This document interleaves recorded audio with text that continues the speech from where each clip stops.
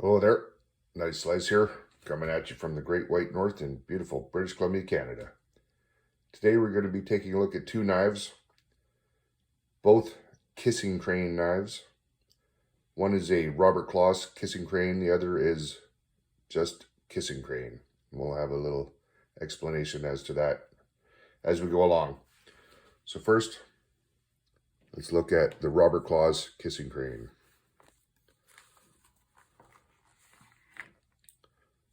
This is a Bowie style, obviously. There you can see it even says original Bowie knife, Germany, stamped on the tang on this side. And this handle is genuine Coca-Cola wood. This knife has some age. This knife was given to me by my father-in-law, I want to say 15, 16 years ago. There you could faintly see the Robert Claus, Solingen, Germany, with the two storks facing each other, which gave this company its name, Kissing Crane.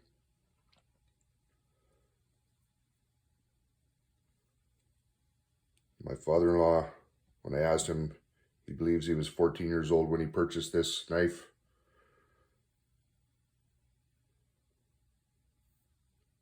And he is now well past 14. This knife has some age on it. When I did receive this, the blade was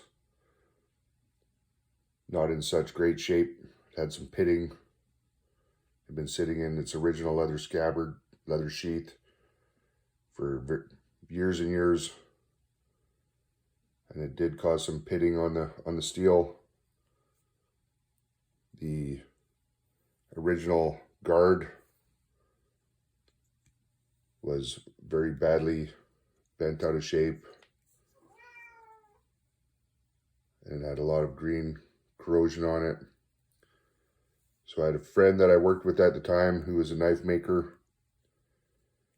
I gave him this knife to try and clean it up for me, and he put a titanium guard on here,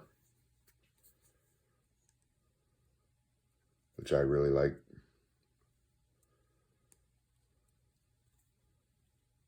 And he cleaned up the blade. Not sure what type of steel it is, but my friend told me that there was enough carbon in it. I could use it as a pry bar to lift my truck off a rock if I had to. It is a convex grind on this blade.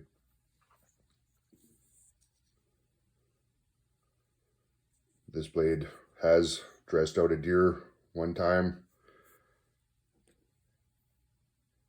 It did a serviceable job at that. It was a little bit big once we were in the cavity, but it was the sharpest knife we had on us at the time. That was my first hunting trip. I didn't even have a license to hunt at that point. I just went along with a friend. And he did harvest a buck on that trip. And his knife was not the greatest, to say the least. So we ended up using this. And it, like I said, it did a great job. Here's a sheath that another friend of mine had made for me, because the original sheath had just fallen to pieces. It rotted. Here you can see it says handmade. It's got the nice fringes on it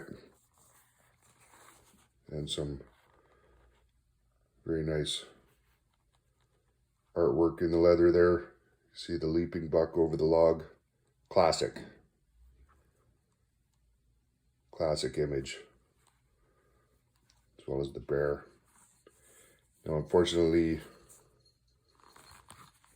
the retention strap did fall off of this on a hunting venture. I had this on my hip and I didn't even notice, to be honest, and then I was like, hey, where'd it go? So it's long gone. I will replace that eventually. I don't pack this knife too much anymore. As you can see, it doesn't quite make it to the bottom. tip is right there. But I love this knife. It's fantastic. Now this is a modern kissing crane knife. Now the kissing crane company started in Solingen, Germany in 1834. I did a little bit of research. 1834. And the fellow who started it made scissors. And then Robert Claus married that fellow's daughter, and they started making knives, and the company became known as the Robert Claus Kissing Crane. And then in 1984, the company was bought by Bud K Corporation, an American corporation, and their production moved to China, like many other companies. And this particular little trapper is a result of that.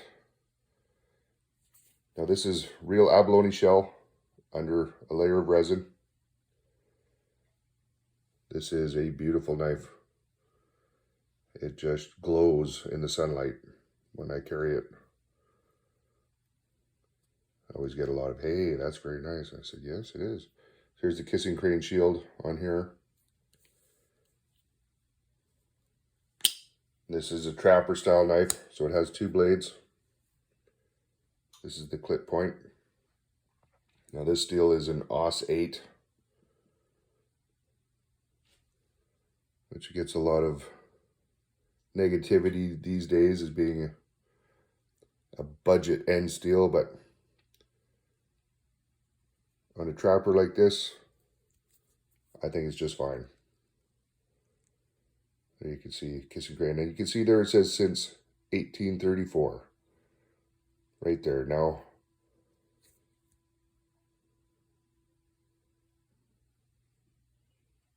handcrafted in China, stainless steel. I did read that in 1984, they would stamp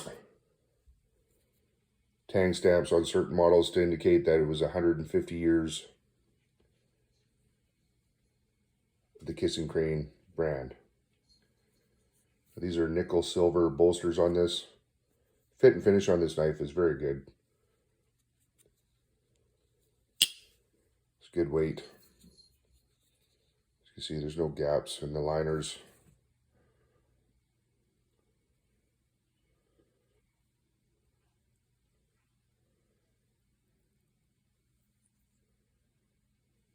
Opens and closes very well.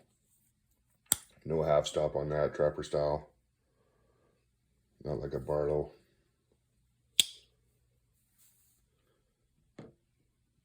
So yes, back to the tang stamp with the 1984, marked 150 years. And from what I've read, if you have one that doesn't have that, it's most likely made and in the USA, and if bought in the USA, it was most likely made in the USA, the 1950s and 60s. Such as this knife here. Although, if I remember correctly, I believe my father-in-law, we'll call him Papa Slice. He and his brothers, they grew up, brothers and sisters, they grew up in the Pacific Northwest.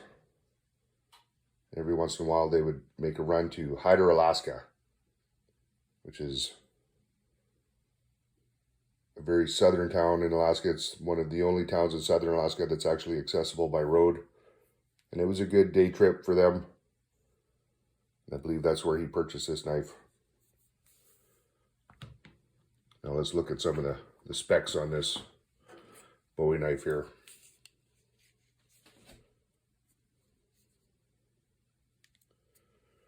So the stock on this, as you can see, quite thick, a full 1/4 of an inch. That is 6.5 mils. Very, very sturdy blade. At its tallest, 1.5 inches tall.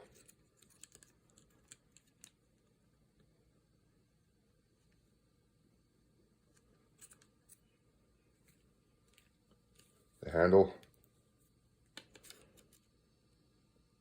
Almost an inch tall. Not somewhere between 3/4 and an inch wide.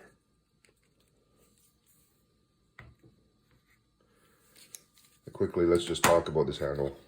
It is very comfortable. It looks straight. Maybe it wouldn't be comfortable to hold, but it is.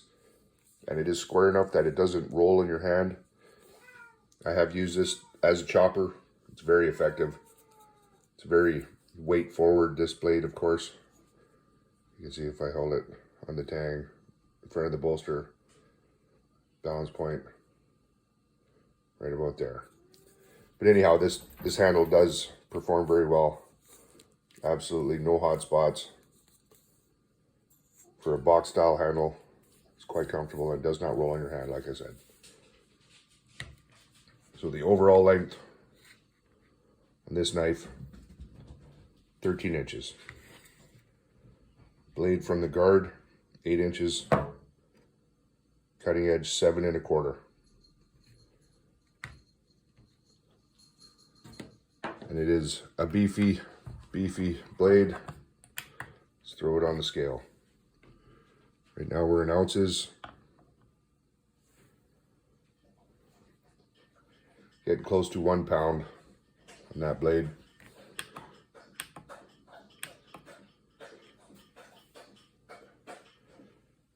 Basically 380 grams. You're looking at 3/4 of a pound on that blade. Now this, I've only ever sharpened once. I've only ever had to sharpen this blade once. Used it many times. The edge retention on this knife is excellent. Still don't know the exact type of steel, but when I do sharpen it, I just run it across my ceramic sharpener. I have a large ceramic rod that I use to sharpen my large knives. This is thin magazine paper. You can see for such thick stock, it is a cutter. Let's see behind the edge here. This is a hollow grind. It's a shallow hollow grind on this.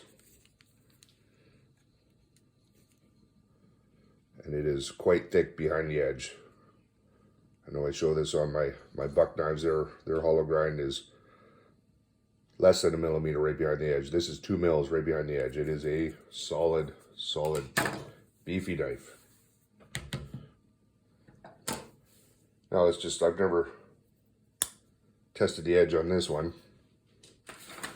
Let's see how it performs on this magazine paper.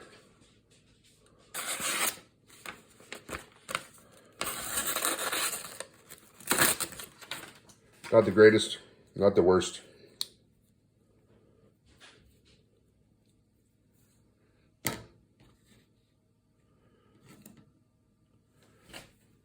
So here we have my 2 kissing crane knives.